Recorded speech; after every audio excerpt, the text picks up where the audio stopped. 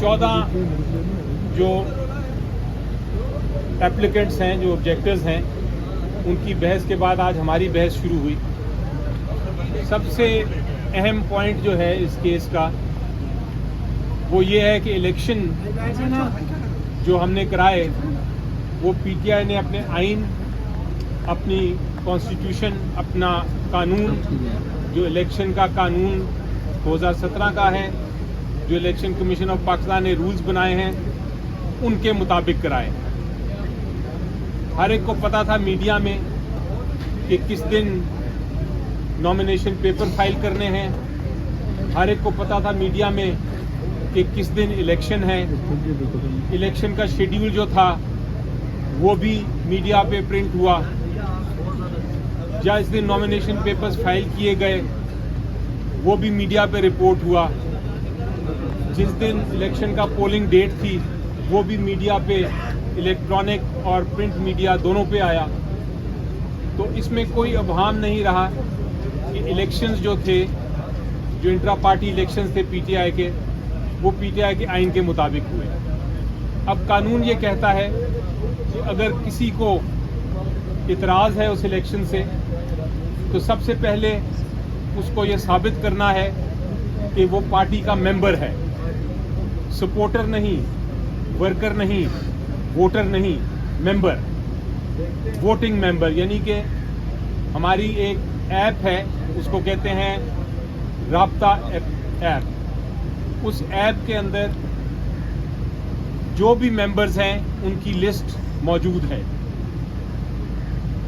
Barrister صاحب ابھی آپ کو بتائیں گے چیئرمین صاحب کے کتنے لوگ اس کے ممبرز ہیں.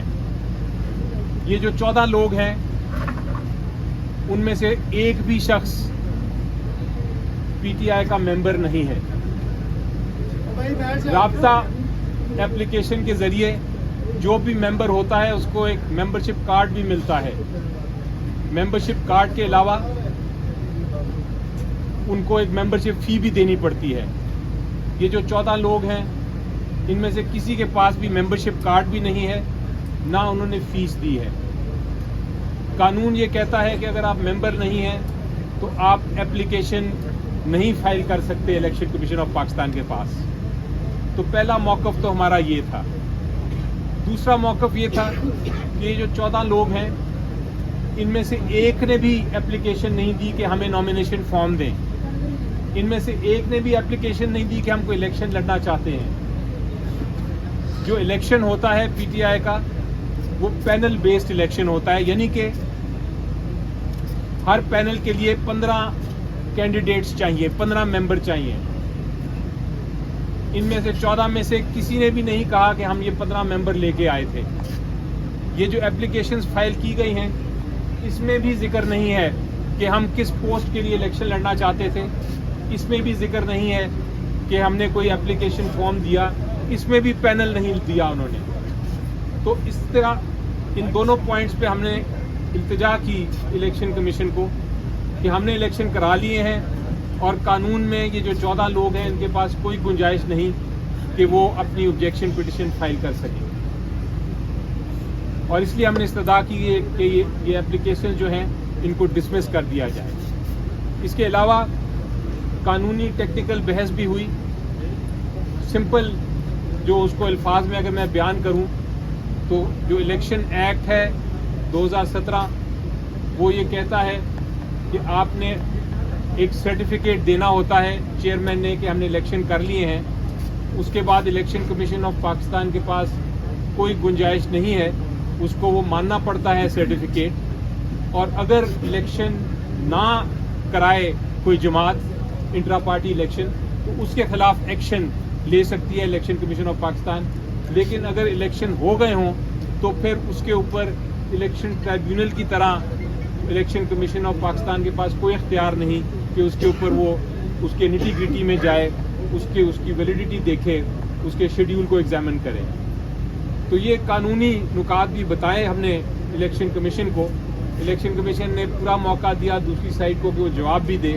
میری نظر میں کوئی مناسب جواب ہماری ان بحث کا نہیں دے سکی اور الیکشن کمیشن آف پاکستان نے اپنے جو ریئیکشن پٹیشن کے کیسز تھے، جو اعتراضات کے کیسز تھے، یہ 14 ممبر لوگوں کے، ان کے اوپر محفوظ کر لیا فیصلہ، اور وہ اب یہ نہیں بتایا کب اناؤنس کریں گے، لیکن محفوظ کر لیا۔ اب آیا دوسری بات جو بڑی حیران کن اور پریشان کن بات ہے، اور وہ یہ کہ الیکشن کمیشن آف پاکستان نے از خود بھی ایک ہمیں نوٹس دیا تھا اور کہا تھا کہ آپ الیکشن کمیشن آف پاکستان کے اعتراضات جو ہیں، ہمیں اعتراضات ہیں کچھ، ہمارے اعتراضات بھی ان کا جواب دیں۔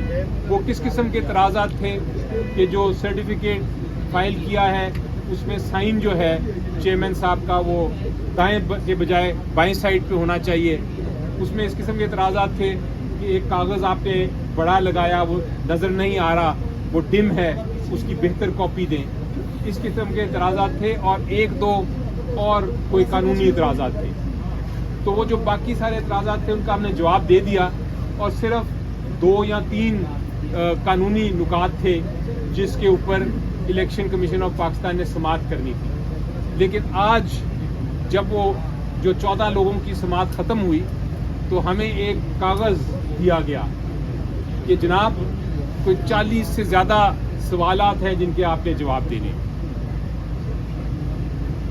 وہ جب میں نے دیکھے سوالات تو میرے دماغ میں ڈاؤٹ آ گیا، ابہام آ گیا کہ یہ الیکشن کمیشن آف پاکستان سے کیا ہو رہا ہے۔